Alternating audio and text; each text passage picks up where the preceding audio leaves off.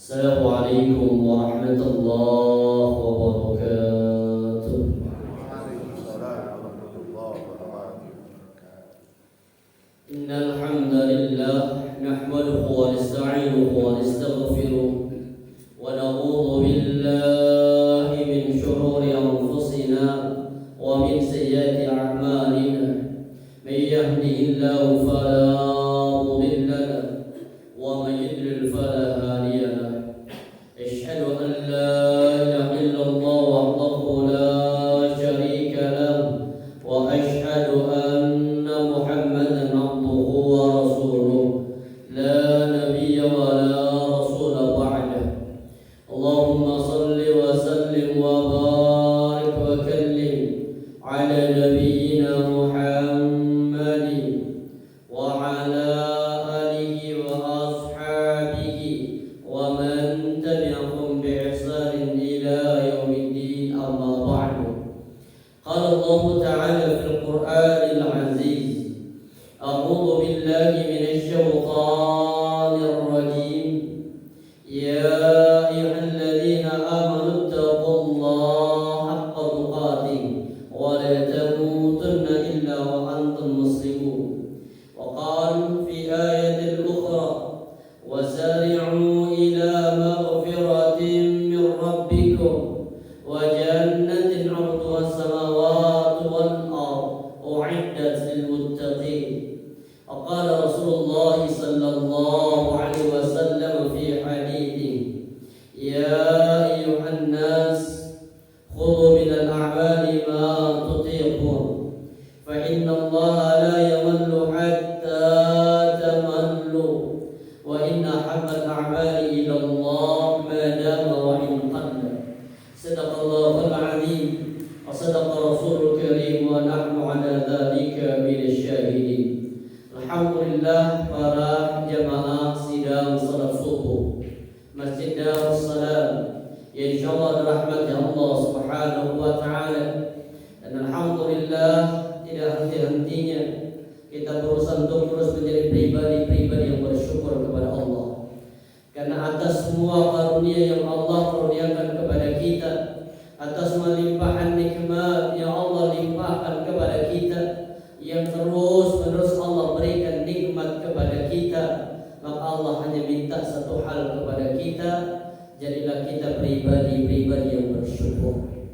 Karena janjinya syaitan kepada Allah, ketika syaitan ditetapkan oleh Allah menjadi makhluk yang tersesat, fabima aghwaytani laqudanna lahum siratal mustaqim. Karena Engkau ya Allah telah menetapkan aku, kata iblis, menjadi makhlukmu yang tersesat. Satu hal ya Rabb, aku bersumpah kepadamu, laqudanna lahum siratal mustaqim, aku akan menyesatkan mereka hamba-hambamu ya Allah dari jalan-jalanmu yang lurus. Bahkan sumpahnya ditekankan kembali oleh syaitan, thumma la'atiyannahum, ingat ya Rabb, kami akan mendatangi mereka hamba-hambamu ya Allah, min baini aydihim, dari arah depan mereka. Tidak bisa dari arah depan ya Rabb, kami tidak akan putus asa. Wa min khalfihim, kami akan datangi mereka dari arah belakang. Dari arah belakang tidak berhasil. Wa an aymanihim, mereka makhluknya manusia akan didatangi dari sebelah kanan. Wa an syama'ilihim, dan puncaknya apa kata iblis? Wala tajidu aktsarahum syakirin, dan engkau ya Rabb tidak akan mendapati dari hamba-hambamu yang bersyukur. Artinya sedikit dari hamba-hambamu yang bersyukur kepada Allah.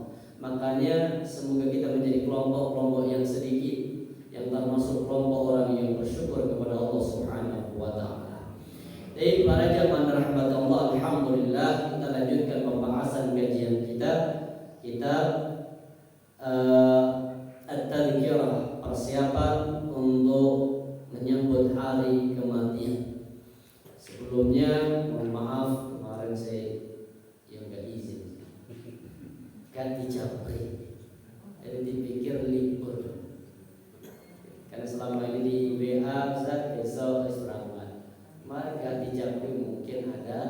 Ustaz lainnya wis santai gitu. Lupa manusia. Makanya pas materi kapan manusia tidak mengenal sesamanya. Ini dalam kitab At-Tadhkirah, judul kita akan kita bahas mulai kapan manusia itu tidak akan mengenal manusia yang lain atau tidak akan mengenal sesamanya. Berangkat dari satu hadis dari Ibnu Majah, walaupun hadis ini didhaifkan oleh Syekh Albani, tapi tetap dimasukkan di dalam bab kitab At-Tadhkirah. Ibnu Majah meriwayatkan dari Abu Musa Al-Asy'ari pernah bertanya kepada Rasulullah SAW. Jadi Abu Musa Al-Asy'ari ini sahabat Nabi yang juga pernah bertanya kepada Rasulullah. Salah satunya ketika tentang pertanyaan Abu Musa Al-Asy'ari juga dalam satu hadis ketika Nabi menjabarkan tentang kamar-kamar di surga. Kata Rasulullah SAW, "Inna fil jannati ghurafa." Sesungguhnya di dalam surga itu ada banyak kamar-kamar. Di surga itu bukan hanya satu kamar, tapi banyak kamarnya, banyak kelasnya, banyak tingkatan-tingkatannya. Kalau tingkatannya itu ada 100, sedangkan kamarnya itu banyak. Kemudian ada satu kamar yang unik kata Rasulullah. Apa? Yuratu dhahiruha min butuniha. Kalau ada orang di dalam kamar ini, maka bagian luarnya terlihat. Ini nanti di dalam surga. Wa dhahiruha wa butunuha min duhuriha. Kalau dia sedang berada di luar kamar, bagian dalamnya terlihat.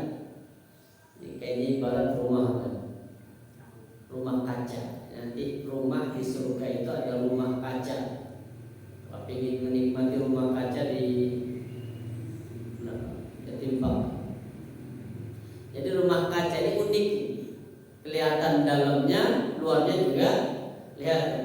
Kemudian Abu Musa Al-Asy'ari beliau mengatakan, "Ya Rasulullah, liman haddaha?" Kira-kira kamar yang unik, kamar yang menarik itu Allah siapkan untuk siapa ya Rasulullah? Kata Nabi, kamar itu disiapkan oleh Allah pertama liman aqabal kalam, bagi orang yang senantiasa menjaga lisannya. Jadi kamar yang unik itu Allah siapkan bagi para penghuni. Mereka salah satunya adalah orang yang aqabal kalam, senantiasa menjaga lisannya. Makanya dalam satu hadis yang lain Rasulullah pernah ditanya, "Ya Rasulullah, man najatu?" Siapa orang-orang yang akan selamat itu ya Rasulullah? Kata Nabi, "Amsik 'alaika lisan." Syarat atau sebab dari sebuah keselamatan di dunia dan pas keselamatan nanti di akhirat, ketika Rasulullah mengatakan amsik 'alaika lisan. Yang kedua, selain liman aqabal kalam, yang kedua wa mut'imal ji'an. Kamar yang unik tadi itu disiapkan bagi orang-orang yang senantiasa memberikan makan kepada orang lain. Atau kalau bahasa yang lainnya, kamar itu disiapkan bagi orang yang senang mentraktir saudaranya. Makanya senang-senanglah mentraktir teman. Habis olahraga aja yuk ngopi, makan. Insyaallah itu dicintai oleh Allah dan akan ada jaminan surga. Tapi yang minta ditraktir itu dirindukan neraka. Jangan minta ditraktir, mintalah apa? Mentraktir. Kemudian siapa lagi yang disiapkan ini? Disiapkan kepada orang-orang yang apa? Orang-orang yang qama bil lail wan nasun niyam. Kamar itu juga disiapkan bagi orang-orang yang senantiasa menjaga salat malamnya di saat orang lain sedang tidur. Jadi Abu Musa Al-Asy'ari ini banyak bertanya kepada Nabi. Salah satunya ini, Abu Musa Al-Asy'ari beliau mengatakan pernah bertanya kepada Rasulullah SAW, kapan orang mulai tidak mengenal sesama manusia? Jadi ditanya, ya Rasulullah, kapankah manusia tidak mengenal lagi terhadap manusia yang lain? Maka Rasulullah SAW menjawab, apabila ia melihat kenyataan ataupun melihat al-maut. Jadi orang tidak akan mengenal lagi kepada manusia ketika kematian sudah berada di depan mata. Artinya malaikat maut itu kalau sudah mulai tampak, itu sudah tidak lagi akan ingat dengan orang lain. Makanya Allah katakan innal ladzina qalu rabbunallah tsumma istaqamu tatanazzalu 'alaihimul malaikah. Malaikat itu sering berganti turun sampai puncaknya nanti malaikat mengatakan alla takhafu wa la tahzanu. Alla takhafu itu dimaksudkan adalah orang-orang yang kata Allah, orang yang beriman dan istiqamah dengan keimanannya, jangan takut, artinya jangan takut tentang masalah perkara kubur dan perkara akhirat. Wala tahzanu, dan jangan sedih. Artinya apa? Dalam perkara dunia. Ketika ada seorang suami mau meninggal, meninggalkan istri, meninggalkan anak, meninggalkan sanak saudara, kata malaikat jangan sedih. Kenapa? Sudah Allah siapkan yang lebih indah daripada apa yang kamu tinggalkan. Ketika meninggalkan rumah yang mungkin bapak ibu membangun, nyicil dulu ketika beli. Yang nyicil 15 tahun. Hanya kalau guru itu dulu kurikulumnya KTSP. Apa KTSP? Kredit terus sampai pensiun. Sampai pensiun gak mari kreditannya. Kalau rumah berapa tahun? 15 biasanya standar. Sampai 20 tahun. Bayangkan 20 tahun nyicil terus. Setelah belum mungkin baru selesai cicilan, datang malaikat maut. Belum menikmati bebas dari cicilan, datang malaikat maut. Di situ kemudian Allah mengatakan apa? Kata lewat perantara malaikat itu, jangan sedih. Kenapa? Sudah Allah siapkan tempat yang lebih indah di sana.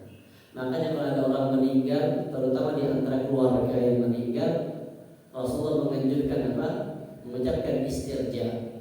Inna lillahi wa inna ilaihi raji'un. Kemudian apa? Lanjutkan dengan doa. Apa doanya? Allahumma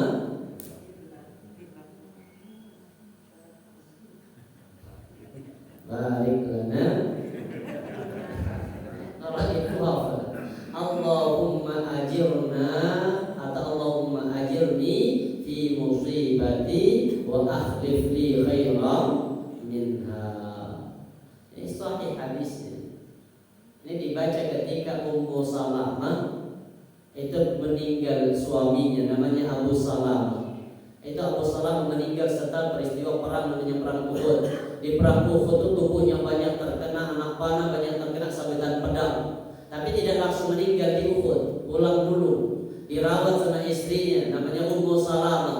Kemudian setelah perawatan sepertinya kok semakin lama semakin memburuk, maka berwasiat kepada istrinya, wahai istriku, kalau nanti aku meninggal, ucapkan inna lillahi wa inna ilaihi raji'un, dan jangan lupa doa yang Rasulullah ajarkan, Allahumma ajirni fi musibati, ya Allah, jadikan pahala dari musibah yang kau timpakan kepadaku. Itu bagi orang beriman. Mungkin kecelakaan, jatuh, doa Allahumma ajirni fi musibati, ya Allah, dari jatuhku ini ya Allah semoga ada pahala. Wa akhlif li khairan minha, dan ganti ya Allah dengan yang lebih baik. Jatuh, motornya cancur, sehat orangnya, doakan. Wa akhlif li khairan, ya Allah semoga motor diganti dengan yang lebih baik. Itu benar. Sampai pada akhirnya dibaca itu sama Ummu Salamah. Ketika sudah selesai masa iddah, Ummu Salamah dilamar sama orang yang lebih baik daripada suaminya. Pertama melamar Abu Bakar, Abu Bakar ditolak, gak sanggup aku meninggalkan suamiku namanya Abu Salamah. Dilamar sama Umar, ditolak. Terakhir dilamar sama Rasulullah SAW. Makanya kemudian menjadi istri Nabi yang bernama Ummu Salamah. Dan ini banyak hadis dari Ummu Salamah. Jadi kalau nanti ada orang sudah tidak ingat lagi istirja, itu bagian begini, inna lillah, setelah itu minta kepada Allah, Allahumma ajirni fi musibati wa ahlif li khairan minha. Jadi dengan hafalkan, kalau nanti ada seorang suami yang meninggal, istrinya minta bermunajat kepada Allah, minta dengan perantara meninggalnya suami menjadi sarana mendapatkan pahala, dan kemudian minta suami yang lebih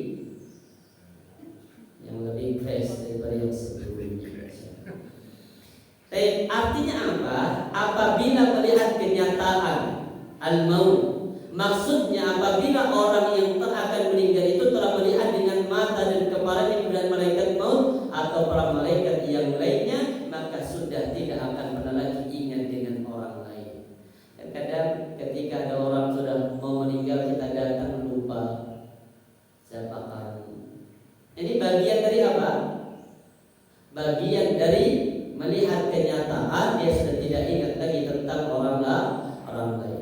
Maka para jemaah dirahmati Allah, ini pasti suatu saat pasti akan kita alami. Ketika malaikat maut sudah terlihat, karena nanti penjabaran selanjutnya bagaimana ruh itu dicabut. Digambarkan ruh ketika mau dicabut turun para malaikat itu. Ketika malaikat itu turun, salah satunya wajah malakul maut, datang di antara rombongan para malaikat itu ada satu malaikat namanya malaikat maut. Hatta jalasa 'inda ra'si, sampai duduk di samping kepala orang yang mau meninggal. Kalau sudah kayak begitu, itu sudah tidak ingat lagi tentang urusan dunia dan tidak ingat lagi dengan sesama. Disinilah yang disebut dengan melihat kenyataan bahwa kepastian itu pasti akan terjadi. Makanya Allah katakan apa? Wa'bud rabbaka, lupa wa'bud rabbaka hatta ya'tiyakal yakin. Wa'bud rabbaka, sembahlah Rabbmu, artinya terus ibadah, hatta ya'tiyakal yakin, sampai datang kepadamu al-yakin. Apa makna al-yakin? Yakin itu kenyataan, yakin, keyakinan. Kenyataan apa itu? Al-maut. Jadi Allah minta kepada kita wa'bud, ayo tetap sembah Rabbmu hatta ya'tiyakal yakin, sampai datang namanya al-yakin, kematian. Perputaran waktu ini akan mengantarkan kita akan seperti itu. Dan juga dijabarkan dalam satu hadis yang lain, hadis dari Imam Ahmad. Apa kata Nabi? An Abi Hurairah qala Rasulullah sallallahu alaihi wasallam. Hadis dari Abu Hurairah, Rasulullah sallallahu alaihi wasallam berkata, la taqumus sa'atu, tidak akan terjadi hari kiamat, kata Rasulullah, hatta yataqarrab az-zaman, sampai waktu itu berputar begitu cepat. Fatakun as-sanatu kasyahr, satu tahun itu hanya seperti satu bulan. Wa yakun asy-syahru kal-jum'ah, satu bulan itu hanya seperti satu pekan. Wa takunal jum'atu kal-yawm, sedangkan satu pekan itu hanya seperti satu hari. Wa yakunal yawm kas-sa'ah, satu hari itu hanya seperti satu jam. Wa takunas sa'atu kahtiraqis sa'afah, sedangkan satu jam itu seperti selembar daun kurma. Ini menunjukkan apa? Perputaran waktu akan tetap sama, mulai sejak zaman Nabi Adam sampai di zaman kita detik ini. Perputaran hari dalam kehidupan manusia sama, gak ada bedanya. Terus apa yang dimaksud dengan yataqarrab az-zaman? Waktu seolah berganti begitu cepat. Apa kata ulama? Yataqarrab az-zaman ini dimaknai hilangnya keberkahan waktu dalam kehidupan manusia. Ini yang menjadikan waktu itu seolah berputar begitu cepat. Dan benar banget kita rasakan. Kalau kita sudah contoh, apalagi mungkin ibu-ibu, bapak yang sudah pensiun, habis sarapan, selonjor, pegang HP. Sudah begini, pencet, baru sadar kalau pegang HP itu setelah tarawih mendekati sholat zuhur, dan gak terasa. Tapi mulai benar-benar terasa waktu itu berputar begitu lama ketika apa? Ketika kita pakai untuk beribadah. Dengan makanya coba perhatikan, ketika imam di sholat zuhur membaca wadduha, itu kayaknya lebih cepat makmum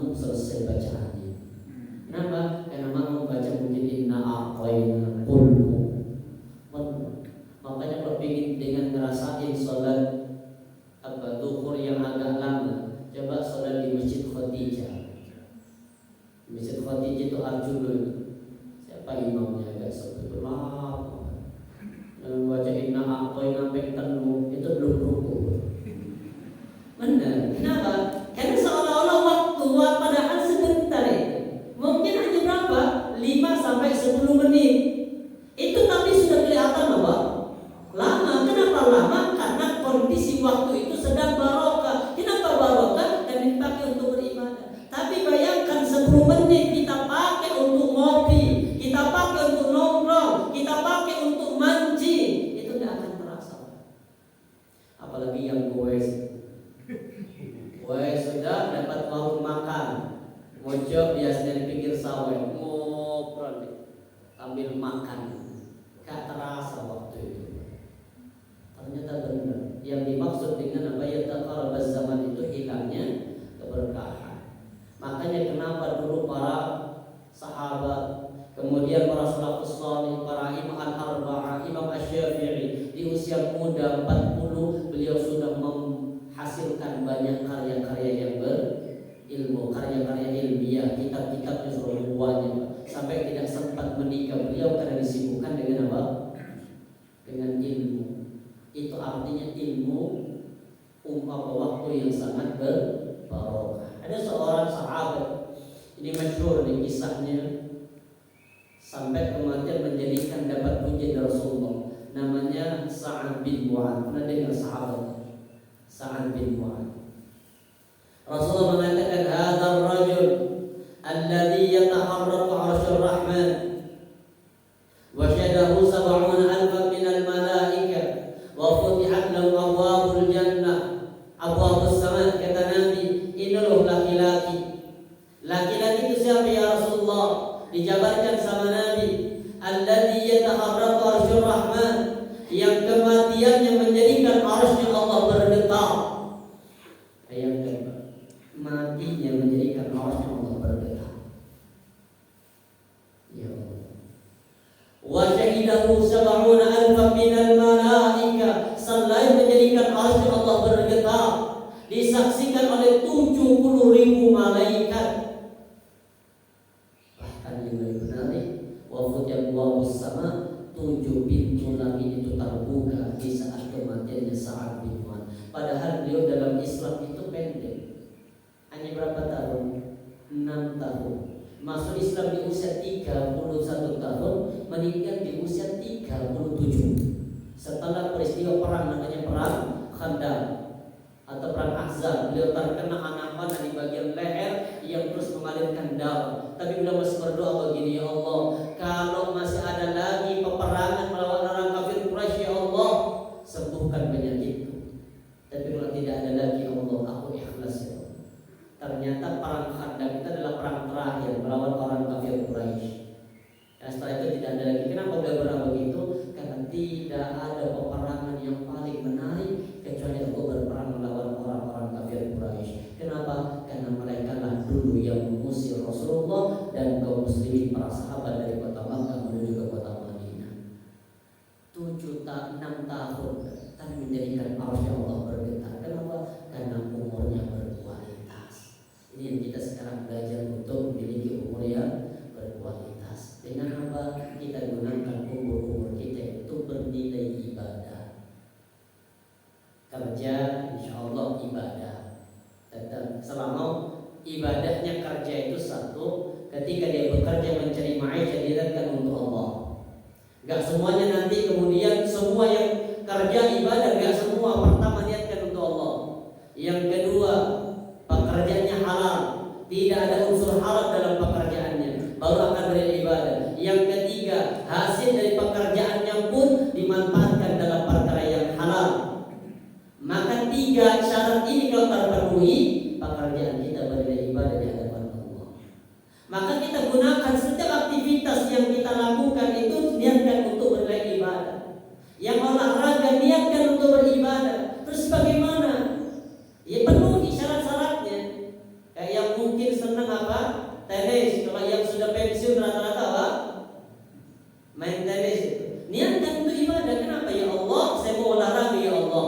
Semoga dengan sehatnya fisikku ini aku pakai bertakarub kepadamu. Kemudian tutup aurat. Artinya jangan di atas lutut celananya. Kalau di atas lutut itu enggak lagi ibadah. Karena bagi laki-laki itu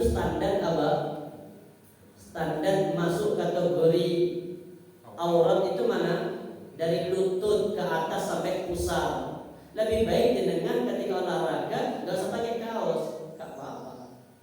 Tapi celananya di atas pusar, kemudian sampai lutut. Itu baru kemudian bernilai ibadah. Sama dengan ibu-ibu, silahkan ibadah. Dengan apa? Olahraga itu bagian dari ibadah. Kalau kita niatkan olahraga tujuannya untuk apa? Sehat. Sehatnya dipakai untuk apa? Ibadah. Makanya doanya Nabi Ayub apa? Ketika sudah 20 tahun Allah uji dengan begitu banyak penyakit yang menimpa pada beliau. Intinya terakhir pada beliau yang dibaca Nabi Ayub apa? Ayo. Dikir tiap hari bapak di sini. Apa yang dibaca Nabi Ayub? Allah memberikan Allah. Apa? Dari baca dari Ayub? Apa itu? Anni massaniyad durru wa anta arhamur rahimin. Anni massaniyad durru, apa itu? Rabbi anni massaniyad durru, ya Allah, anni sesungguhnya aku massaniyah telah menimpa kepadaku ad-durru. Durru itu artinya sama dengan kayak darurat, penyakit yang bersumber dari luar. Makanya kemudian penyakit, kenapa beliau membaca zikir ini? Satu hal, karena sudah agak sulit untuk beribadah kepada Allah. Makanya beliau mengatakan Rabbi asal anni masnad durru anta arhamur rahimin. Sesungguhnya penyakit ini telah menghalangi aku ya Allah untuk benar-benar sempurna beribadah kepadamu.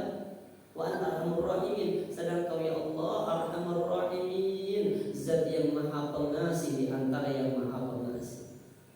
Beliau enggak minta sembuh. Beliau enggak membaca apa? Allahumma rabban nas adhil ba'si ishfi maradi, enggak pernah begitu. Padahal penyakitnya sudah 20 tahun. Tapi hanya membaca apa? Ya Allah, penyakit ini telah menghalangi aku untuk beribadah kepada-Mu. Sembuh. Makanya kalau jenengan nanti sakit lutut nggak bisa sujud dengan sempurna, itu pegang lututnya dibaca itu apa? Rabbi anni masnad durru, ya Allah, penyakit ini telah menghalangi aku untuk bisa sujud dengan sempurna ya Allah. Wa anta arhamur rahimin, ya Allah aku nggak ingin sembuh ya Allah, barangkali dengan penyakit ini kau turunkan apa, hapuskan dosa-dosa, aku hanya ingin sempurna dalam beribadah. Makanya olahraga beribadah. Ibu-ibu silahkan renang, tapi jangan dibuka auratnya. Senang, tapi jangan di depan punggung. Di depan punggung, mohon maaf ibu-ibu sudah usia 40 ke atas itu, kaosnya itu sampai minta maaf. Kenapa? Copot. Benar, kesenggol-senggol apa? Dari sini kedorong semua. Tidak usah gak enak. Wong sing senang di depan umum, tidak omongin. Nah, artinya bagus orang belum sehat. Tapi jangan kemudian meninggalkan apa? Perkara yang haram. Apa perkara yang wajib? Apa? Menutup aurat. Sama kayak kita orang yang wudu itu. Kenapa perintah membasuh kaki itu hanya sampai di mata kaki? Salah satunya biar nggak membuka aurat ketika sedang berwudu. Bahkan perempuan ketika berwudu di tempat yang terbuka, barangkali safar, bersolat di pom bensin, ada musola, tempat wudunya laki sama perempuan campur. Kata Nabi, bagi perempuan yang berwudu tidak boleh membuka penutup kepala yang diusap bagian jilbabnya sampai sedemikian. Untuk apa? Ingin menyempurnakan yang wajib, tapi tidak boleh melanggar yang haram. Insyaallah. Karena waktu itu begitu berputar begitu cepat, makanya kita manfaatkan satu aktivitas bernilai ibadah. Yang hobi mancing, bismillah ya Allah, aku mancing. Untuk apa? Dapatnya saya kasihkan pada istri. Setiap itu tarikan itu astagfirullah. Mau bernilai ibadah. Yang penting jangan jadi mancing masalah. Makanya karena perputaran waktu yang begitu lama, perintahnya kita diminta untuk bertaubat. Ini hadis yang indah sekali. Apa kata Rasulullah? An Jubair bin Nufair. Ini hadis dari Jubair. Ini hadis riwayat Imam Ahmad an Ibnu Umar, ini bersumber dari Abdullah bin Umar, an Nabi sallallahu alaihi wasallam. Dari Abdullah bin Umar itu mengambil hadis ini bersumber dari Rasulullah SAW. Apa kata Nabi? Innallaha yaqbalu taubatal 'abdi ma lam yugharghir. Sesungguhnya Allah Ta'ala menerima semua setiap taubat hambanya ma lam yugharghir, sebelum roh itu sampai di kerongkongan. Gharghir artinya sebelum malaikat maut datang. Ma lam yugharghir, sebelum itu sampai kumpul di kerongkongan. Karena proses pencabutan ruh itu akan dicabut dari arah jari, merambat, berhenti di lutut, nanti dari lutut ditarik lagi berhenti di pinggang, dari pinggang ditarik berhenti di kerongkongan. Di saat disinilah kemudian orang sudah tidak lagi bisa berbicara. Kenapa tidak lagi bisa berbicara? Karena akan kedua hal yang diperlihatkan balasan pahalanya berupa surga, dia akan takjub dengan yang terlihat, dan diperlihatkan neraka dan semua balasannya, maka dia akan merasa ketakutan sampai tidak bisa berbicara. Makanya Nabi mengatakan perintah dari keterangan kitab ini apa? Hendaklah engkau menyiapkan diri memperbanyak bertaubat, karena akan datang satu masa taubat sudah tidak lagi diterima oleh Allah Subhanahu wa taala. Sebagaimana taubatnya Fir'aun. Ketika Fir'aun mengatakan apa? Wajawazna bi bani Israil al-bahr fa'adbarnahum Fir'aun wa junudahu baghyan wa 'adwa hatta idza adraka al-gharq qala amantu annahu la ilaha illa alladhi amanat bi bani Israil wa ana minal muslimin, kata Fir'aun. Ketika wajawazna, kami, kata Allah, selamatkan Bani Israel, rombongannya Nabi Musa, Bani Israel, al-bahra, laut. Jadi setelah mentas itu ternyata jalannya masih ada. Jadi setelah terpecahnya laut itu, kan siapa sudah dimentas? Nabi Musa sama rombongan. Fa'atba'ahum Fir'aun wa junuduhu. Kemudian Fir'aun ikut, wa junuduhu, dan semua pengawal-pengawalnya, pasukannya lewat situ, Pak. Kemudian apa? Baghyan wa 'adwa, tujuannya hanya untuk apa? Baghyan, membinasakan, menghancurkan, wa 'adwa, dan memusuhi Bani Israel. Artinya tujuannya untuk menyiksa, bahkan membunuh kelompok Bani Israel. Hatta idza adrakal gharq, kemudian setelah mentas Nabi Musa Bani Israel, Fir'aun berada di tengah, kemudian ditutup kembali oleh Allah. Ketika sudah gharq, sudah hampir tenggelam, baru Fir'aun bertaubat. Sebelumnya kan masih ngaku apa? Masih Tuhan. Pokoknya sampai kejar Musa itu masih Tuhan. Baru setelah mau tenggelam, baru begini. Amantu, aku beriman. Annahu la ilaha, sesungguhnya tidak ada ilah, tidak ada sesembahan yang berhak disembah, illalladzi amanat bi Bani Israil, kecuali sesembahan yang disembah oleh Bani Israil. Wa ana minal muslimin, dan aku termasuk kelompok orang-orang yang muslim dan berserah diri kepada Allah. Itu taubatnya Fir'aun. Dijawab oleh Allah. Al-an tallamun. Kok sinta saiki gati taubat wa kunta al-an wa qad asaita qablu wa kunta minal mufsidin. Sebelumnya kau telah banyak bermaksiat, telah banyak membuat kerusakan di muka bumi. Wa kunta minal mufsidin, dan termasuk kelompok orang-orang yang merusak. Merusak apa? Banyak hal yang dirusak sama Fir'aun. Pertama, dirusak konsep tauhid ketuhanan. Karena dulu di zaman Fir'aun itu memang benar-benar maju, Pak. Jalan tol itu dibangun di zaman Fir'aun. Semua fasilitas kebutuhan itu dipenuhi. Ada kartu Mesir sehat, itu Fir'aun yang membuat. Ada kartu Mesir apa? Pintar. Ini zaman itu artinya semua kebutuhan rakyat Mesir dipenuhi sama Fir'aun. Bahkan setiap hari kemudian mereka datang ke istana hanya untuk nyembah, nyembah sujud, habis itu minta apapun sama Fir'aun dikasih. Terus itu, Pak.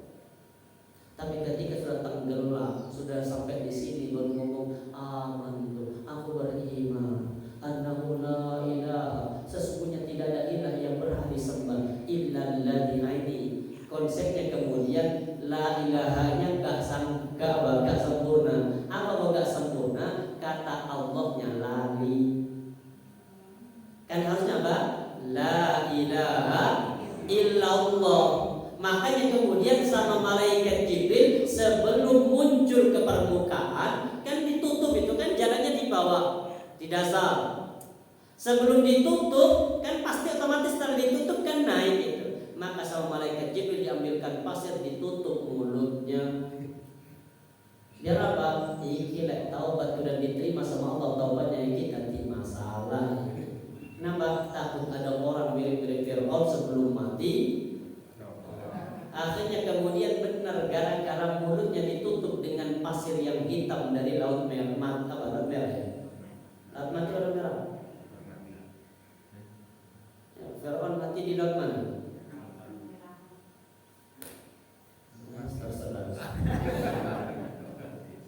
Nah, kemudian apa? Benar akhirnya kalimat Allahnya itu lupa.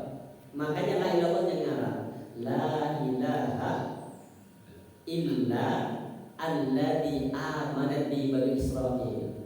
Tidak ada sesembahan yang berhak disembah kecuali sesembahan yang disembah oleh Bani Israil. Ini yang kacang. Akhirnya bulan taubatnya tidak diterima sampai Allah katakan apa? Al-antallamun. Waqad asaita qablu, sebelumnya kau telah bermaksiat, wa kunta minal mufsidin, dan kau termasuk kelompok makhluk-makhluk Allah yang membuat kerusakan. Apa kata Allah? Wis dikasih solusi sama Allah. Wis kinayon. Apa kata Allah? Al-yawma najjika bi badanika litakuna liman khalfaka ayat. Oh, di sini aku selamatkan badanmu. Untuk apa? Dijadikan pelajaran bagi orang-orang yang hidup setelahmu. Akhirnya sampai detik ini masih sebagai apa? Pelajaran. Orang yang ngaku Tuhan, orang yang ngaku hebat, orang yang paling kuat, orang yang gak pernah sakit waktunya mati yo. Makanya orang hebat itu gak boleh ada kalimat begini. Mohon maaf ya. Contoh, ada mungkin bupati. Bupati bangun ini datang bapak. Hebat bupati. Itu sama. Gak boleh kalimat itu keluar. Kepada siapapun kalimat hebat itu gak boleh. Baru dikatakan hebat kalau malaikat mau datang kemudian bapak bisa melawan. Itu baru namanya hebat. Ya benar. Makanya di antara makhluk-makhluk Allah yang kemudian apa? Ngaku hebat, ngaku Tuhan, yang kemudian mereka menyombongkan diri sama Allah di dunia itu dihinakan. Ada raja namanya Raja Namrud, ngaku Tuhan sama. Bahkan Namrud persis kisahnya dengan apa? Fir'aun. Yang mendebat itu bukan Nabi Musa. Yang mendebat apa? Wa ilqa haji Ibrahim fi rabbih. Ingatlah ketika terjadi perdebatan antara Nabi Ibrahim tentang konsep ketuhanan.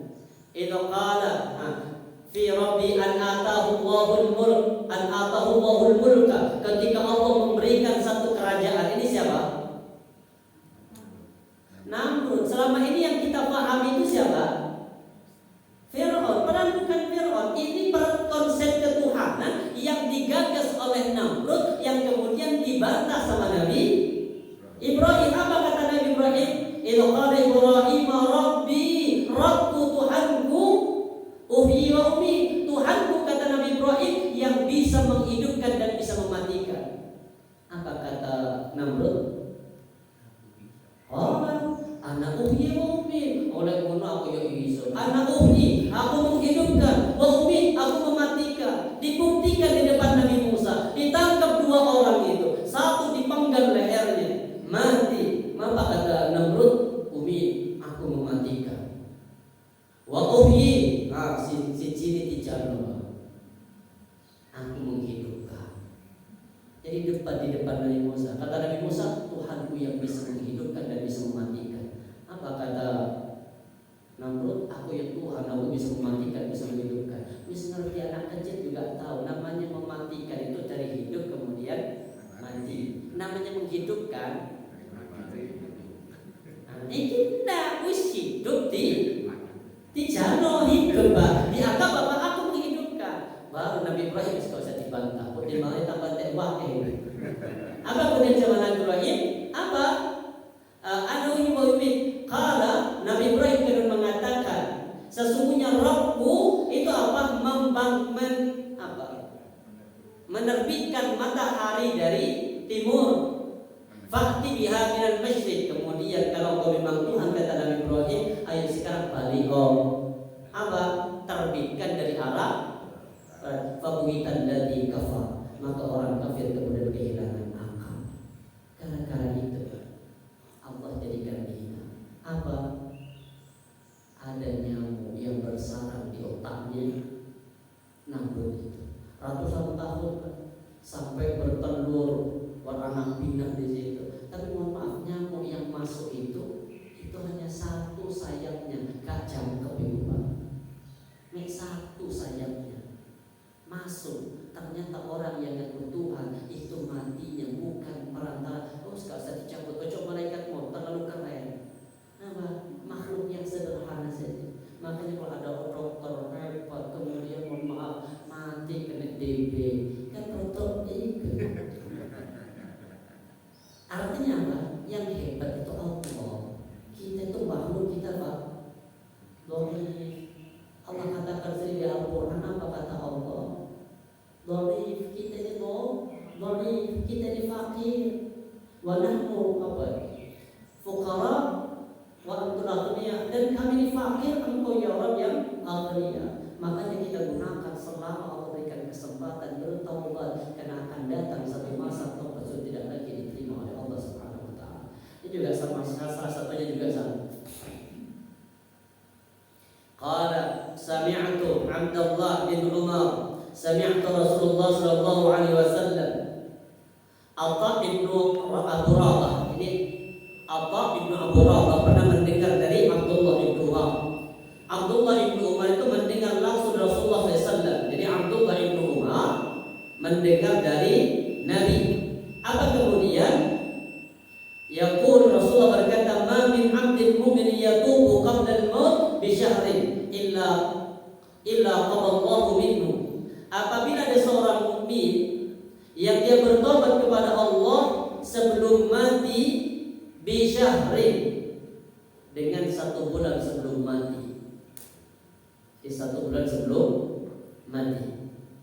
Illa qabilallahu minhu, kecuali Allah akan menerima taubatnya.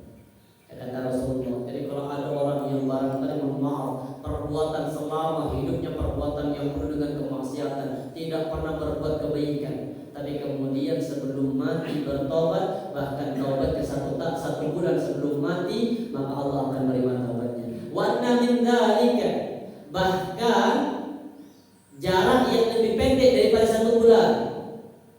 Wa qabla mautihi bi yaumin wa sa'atin, bahkan kata Nabi, ketika taubatnya seorang hamba 1 hari sebelum mati, bahkan 1 jam sebelum mati, Allah akan terima taubatnya. Ini seorang sahabat. Sahabat ini yang mati tapi gak pernah sujud, tapi masuk surga. Gak pernah sujud, gak pernah ini, ternyata ketika mati masuk surga. Siapa itu? Sahabat yang saya lupa namanya. Itu masuk Islam ketika terjadinya perang Uhud. Kan Uhud itu di Madinah. Ini orangnya orang kafir di Madinah. Kan orang Yahudi. Kemudian apa?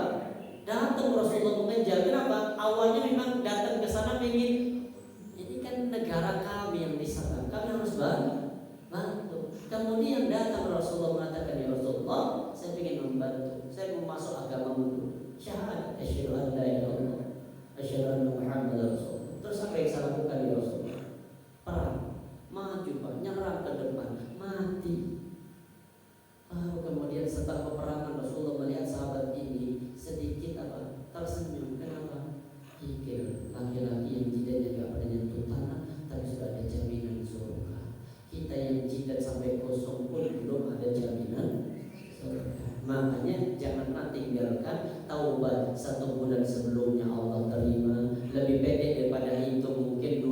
2 pekan sebelumnya, atau bahkan 1 hari sebelumnya, atau bahkan 1 jam sebelumnya. Ya'lamullahu minhu taubat wal ikhlas ilaihi illa qabila minhu. Kemudian tahu kalau Allah akan menerima taubat dan ikhlas dalam bertaubat, kecuali Allah Subhanahu wa taala akan menerima taubat itu.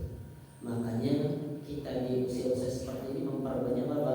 Beristighfar. Ganti Pak. Rasulullah itu zikirnya di usia-usia beliau ketika sudah mendekati wafat itu, zikir Rasulullah yang paling banyak apa? Subhanakallahumma rabbana wa bihamdika Allahumma ighfir. Ini yang paling banyak dibaca sama Nabi. Maka pensiunan baca ini. Iya, rukuk dengan baca ini, sujud dengan baca ini, aktivitas lagi duduk nongkrong sambil sering baca ini. Hafal kan? Apa? Subhanakallahumma rabbana wa bihamdika Allahumma ighfirli. 1 tahun Nabi membaca ini sampai belum meninggal.